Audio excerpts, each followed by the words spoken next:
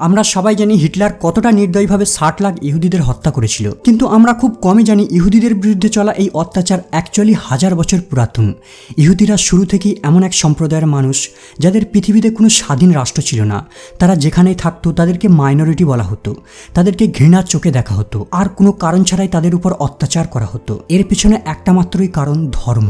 হাজার বছর ধরে খ্রিস্টানরা বিশ্বাস করে আসছে যে এই ইহুদিরাই যীশু খ্রিস্টকে অ্যারেস্ট করিয়েছিল আর তারাই আদালতে বিচার করে ক্রুশবিদ্ধ করেছিল। কেবল এই একটা মাত্র কারণেই ইহুদিদের ইউরোপে কেউ সহ্য করতে পারত না। অষ্টাদশ শতাব্দীর পর থেকে কেবল তাদের ধর্মীয় কারণেই ঘৃণা করা হতো না, বরং তাদেরকে বৈষম্যের চোখেও দেখা হতো, মানে তাদেরকে নিকৃষ্ট সেকেন্ড ক্লাস বলে গণ্য করা হতো। এই সমস্ত কারণেই অষ্টাদশ শতাব্দী থেকে গোটা বিশ্বের ইহুদিরা ভাবতে শুরু করে যে কোনো দেশই তাদেরকে নিজেদের বলে গ্রহণ করবে না। যদি ইহুদিরা শান্তিপূর্ণভাবে বাঁচতে চায় তাহলে তাদেরকে একটি নিজস্ব দেশ গঠন করতে হবে। ঠিক এই সময় 1896 সালে একজন অস্ট্রো হাঙ্গেরিয়ান জার্নালিস্ট থিওডোর হার্জেল একটি বই লেখেন, ইংলিশে ট্রান্সলেট করলে যার নাম দাঁড়ায় জুইস স্টেট। তার এই লেখাটি পরবর্তীতে রাজনৈতিক আন্দোলনের রূপ ধারণ করে, যার নাম জায়নিজম। তিনি আরও বলেন ইহুদিদের স্বাধীন রাষ্ট্র গঠন করা হবে প্যালেস্তাইনে।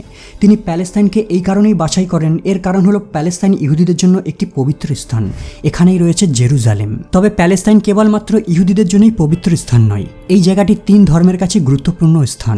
জেরুজালেমে রয়েছে আল আকসা মসজিদ, ডোম অব দ্য রক বা কোব্বাতুস সাকারা, আর একটি হলি ওয়াল রয়েছে, আর এখানে ইহুদিরা প্রার্থনা করে। এই সম্পূর্ণ এরিয়াটিকে ইহুদিরা টেম্পল মাউন্ট বলে, আর মুসলিমরা হারাম আল শরীফ বলে। আর যেখানে যীশু খ্রিস্টকে ক্রুসিফাই করা হয়েছিল সেখানে কনস্টান্টিন দ্য গ্রেট একটি চার্চ তৈরি করে, যার নাম চার্চ অব দ্য হলি সেপুলকার। আর এই চার্চটিকে হারাম আল শরীফ থেকে 2 কিলোমিটার দূরে স্থাপিত করা হয়। এই কারণে এই জায়গাটি 3 ধর্মের কাছে গুরুত্বপূর্ণ স্থান। জায়নিস্ট আন্দোলনের পর থেকে ইহুদিরা প্যালেস্তাইনে মাইগ্রেট করা শুরু করে। সেখানে গিয়ে তারা অনেকগুলি পার্মানেন্ট সেটেলমেন্ট তৈরি করে আর সেখানে বাস করা শুরু করে দেয়।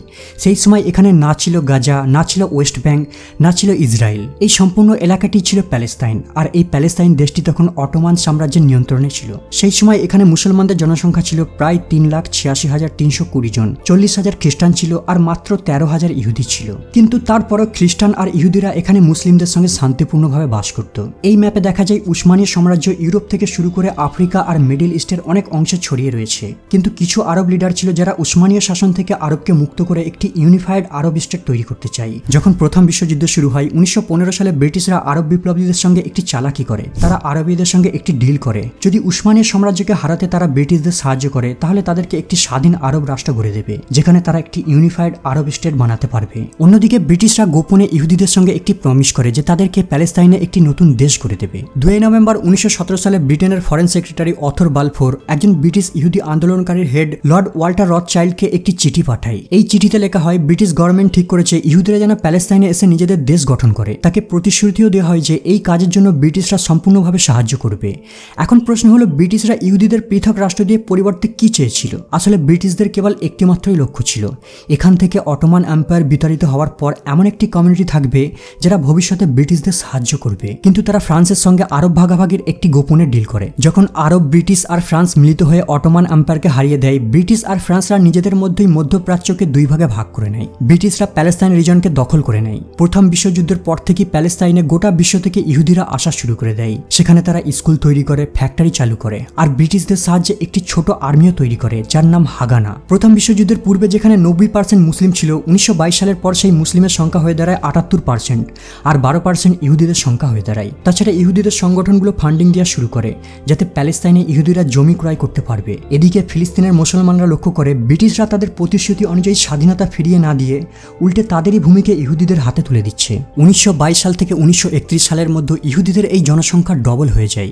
বেশ কয়েক বছর ধরে তারা সহ্য করতে থাকে, কিন্তু যখন তারা প্রতিবাদ করা শুরু করে তাদেরকে ব্রিটিশ দ্বারা গ্রেপ্তার করে নেওয়া হতো, লিডারদের প্যালেস্তাইন থেকে বের করে দেওয়া হতো, আবার কাউকে ফাঁসিতে ঝুলিয়ে দেওয়া হতো, ঠিক যেমনটা তারা ভারতীয় বিপ্লবীদের সঙ্গে করেছিল। কিন্তু তারপরেও তারা প্রতিবাদ চালিয়ে যায়। যখন ব্রিটিশরা বুঝতে পারে ফিলিস্তিনিদের ধর্মঘটকে বন্ধ করা সম্ভব হবে না, তখন তারা ফিলিস্তিনি আরব লিডারদের শান্ত করতে 1939 সালে একটি হোয়াইট পেপার ডকুমেন্ট ইস্যু করে একটি পলিসি পাবলিশ করে।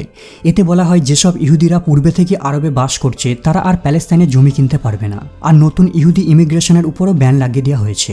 আর তারা প্রতিশ্রুতি দেয় 10 বছরের মধ্যে প্যালেস্তাইনে একটি স্বাধীন রাষ্ট্র বানিয়ে দেবে, আর এখানে ইহুদিদের জন্য একটি পৃথক হোম কান্ট্রি হবে। কিন্তু ইহুদিরা হোয়াইট পেপারের এই প্রতিশ্রুতিকে মানতে অস্বীকার করে। তারা ব্রিটিশদের বিরুদ্ধে লড়াই শুরু করে দেয়। ঠিক এই সময় একটি অদ্ভুত ঘটনা ঘটে যায়। 1939 সালে দ্বিতীয় বিশ্বযুদ্ধ শুরু হয়, আর এই যুদ্ধে হিটলার 60 লাখ ইহুদিদের নির্দয়ভাবে হত্যা করে দেয়। ইতিহাসে এই ঘটনাটি হলোকস্ট নামে পরিচিত। এই হলোকস্টে 6 বছরের মধ্যেই ইউরোপে থাকা 66% ইহুদিদের হত্যা করে দেওয়া হয়। বাকি বেঁচে থাকা ইহুদিদের জীবন বাঁচানোর জন্য প্যালেস্তাইনে আশ্রয় নেওয়া ছাড়া আর কোনো উপায় ছিল না। প্রথমত তাদের কাছে জেরুজালেম একটি পবিত্র স্থান, দ্বিতীয়ত সেখানে পূর্বে থেকে মেজরিটি জিউস কমিউনিটি রয়েছে।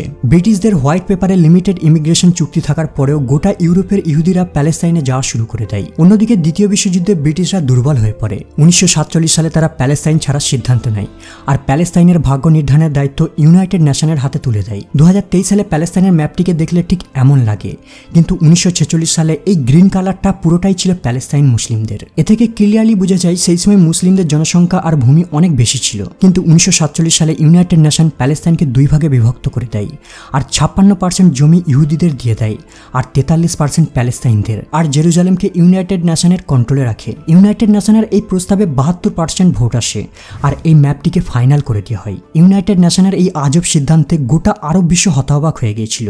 কিভাবে 25% ইহুদিদের 56% জমি দিয়ে দিল, যার ব্যাখ্যা আজও ইউনাইটেড নেশন দিতে পারেনি। ইউনাইটেড নেশনের এই সিদ্ধান্তে ইহুদিরা খুশি হলেও কিন্তু আরবীয়রা কোনোভাবেই খুশি হয়নি। তাদের কাছে একটাই প্রশ্ন, যেহেতু প্যালেস্তাইন আরবেরই অংশ, তাহলে কেন বিভক্ত করার প্রশ্ন আসবে? আরব কান্ট্রিজগুলো ইউনাইটেড নেশনের এই সিদ্ধান্তকে অস্বীকার করে, আর এখান থেকে আরব ইহুদিদের মধ্যে শুরু হয় তীব্র দ্বন্দ্ব। 14 মে 1948 সালে ডেভিড বেন-গুরিয়ন অফিসিয়ালি ইসরায়েল রাষ্ট্র গঠনের জন্য ঘোষণা করে দেয়। ডেভিড বেন-গুরিয়নই প্রথম ইসরায়েলের প্রাইম মিনিস্টার হয়, কিন্তু আরবরা ক্রুদ্ধ হয়ে 1948 সালে ইসরায়েলের উপর হামলা করে দেয়। এই যুদ্ধে ইনভলভ ছিল মিশর, জর্ডান, ইরাক, সিরিয়া আর লেবানন।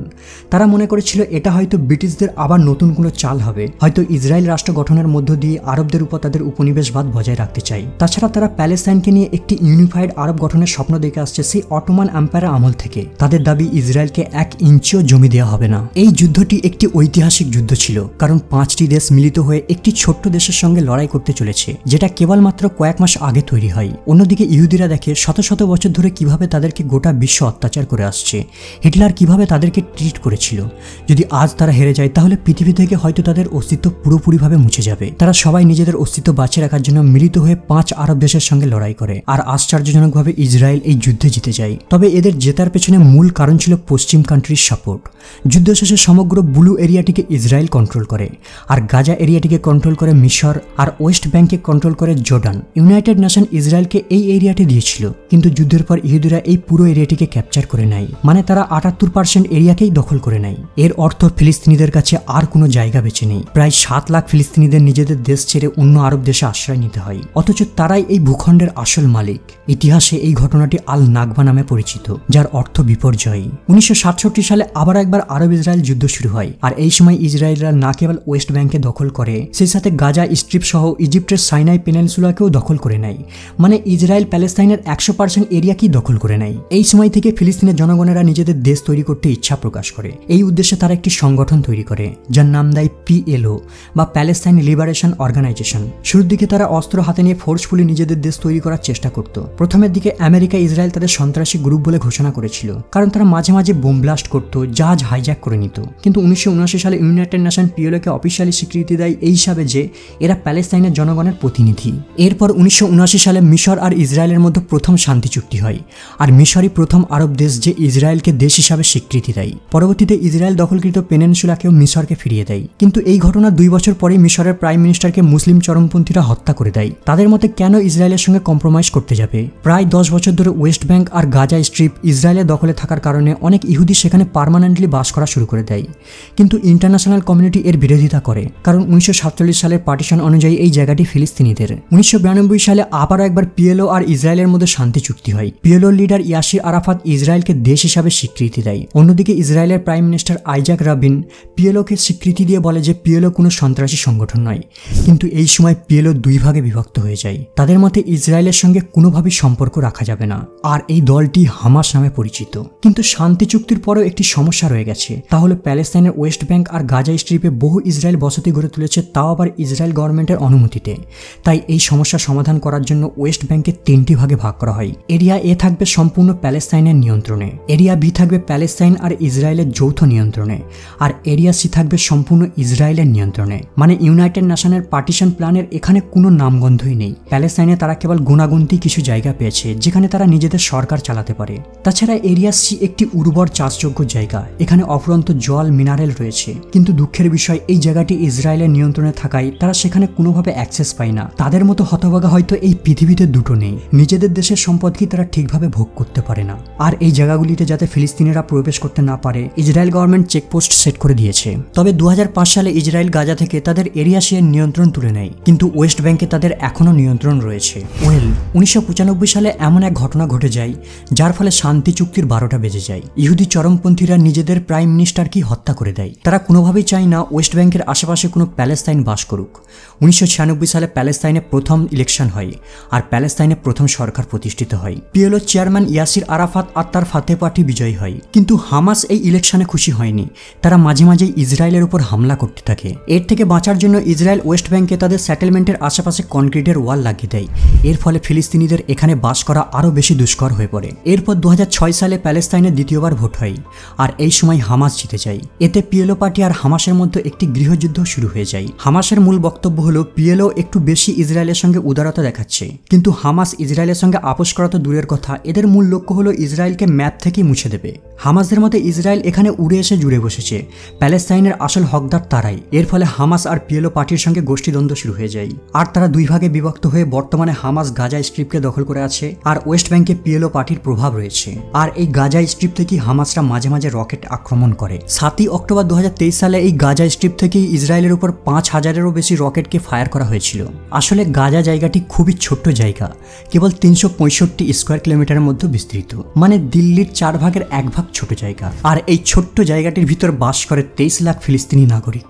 যুদ্ধ শুরু হওয়ার আগে থেকেই এমনিতেই ইসরায়েল গাজার জনগণকে কোণঠাসা করে রেখেছে। আর কারেন্টলি এখানে খাবার, মেডিসিন সাপ্লাই, জলের সাপ্লাই সবই বন্ধ, এমনকি ইলেকট্রিসিটিকেও কাট অফ করে দিয়েছে। আর মিনিটে মিনিটে বোম পড়ছে, আর এরা এখান থেকে বেরিয়েও কোথাও যেতে পারবে না। 2005 সাল থেকেই ইসরায়েল গাজা স্ট্রিপকে ভূমি, আকাশপথ, জলপথ চতুর্দিক থেকে ব্লক করে রেখেছে। এমনকি 2009 সালের পর গাজা থেকে ওয়েস্ট ব্যাংকে যাবার পথকেও ব্লক করে দেয়, মানে এরা নিজের দেশের ভূখণ্ডেই ঘুরতে পারে না। মোট কথা এরা একটি ওপেন জেলের ভেতর বাস করছে। যদি আপনি এই জায়গায় থাকতেন তাহলে কি করতেন কমেন্ট করে জানাবেন। আজ এই পর্যন্ত, আপাতত বিদায় নিলাম, দেখা হবে আবার পরের এপিসোডে।